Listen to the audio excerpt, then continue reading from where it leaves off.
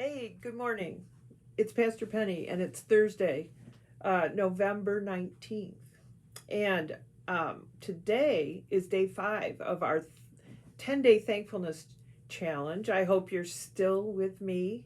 Yesterday, we talked about loving your neighbor and how that might be really tough for some people. Well, today, if that was tough for you, then today we're talking about loving your enemies. So don't run away. Stay with me.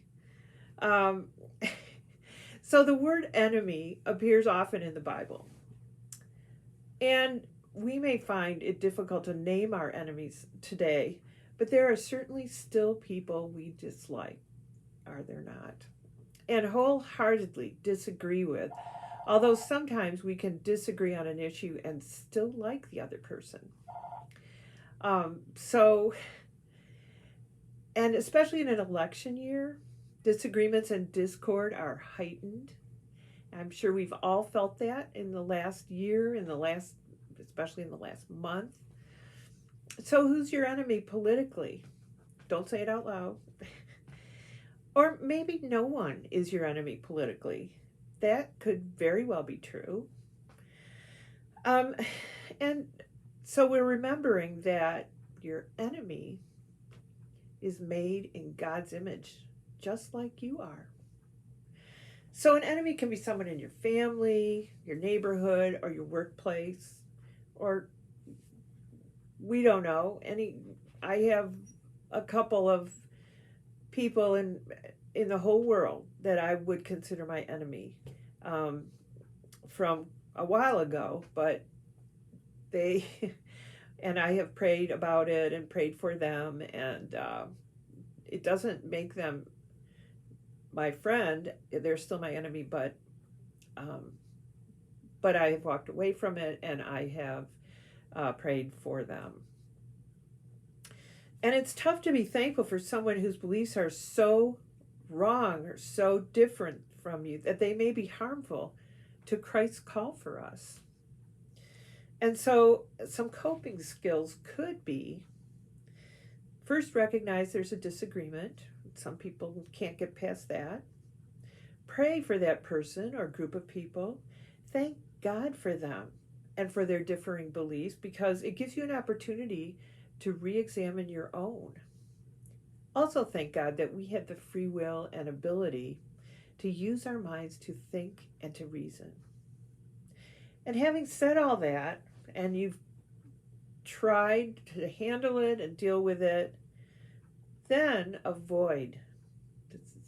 My advice is to avoid that person or people. Spend time with people who lift you up, make you smile, and make you a better person. And so here's what I thought this was interesting. Here's what Scripture says in a few places about enemies, and I got them from the Message, thinking maybe the Message would use a different word than enemy, but it doesn't. And so here's from Deuteronomy. When you go to war against your enemy and see horses and chariots and soldiers far outnumbering you, do not recoil in fear of them. God, your God, who brought you up out of Egypt, is with you.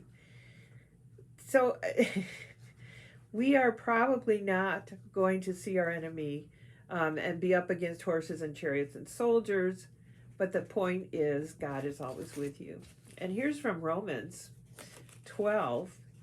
Our scriptures tell us that if you see your enemy hungry, go buy that person lunch. Or if he's thirsty, get him a drink. Your generosity will surprise him with goodness. Don't let evil get the best of you. Get the best of evil by doing good. I like that one. And lastly, here's from Matthew chapter 5. You're familiar with the old written law, love your friend, and its unwritten companion, hate your enemy. I'm challenging that. I'm telling you to love your enemies. Let them bring out the best in you, not the worst. When someone gives you a hard time, respond with the energies of prayer, for then you're working out of your true selves, your God created selves. See, this is what God does. He gives his best, the sun to warm and the rain to nourish, to everyone regardless, the good and bad, the nice and nasty. If all you do is love the lovable, do you expect a bonus? Anybody can do that. If you simply say hello to those who greet you, do you expect a medal? Any run of the mill sinner does that.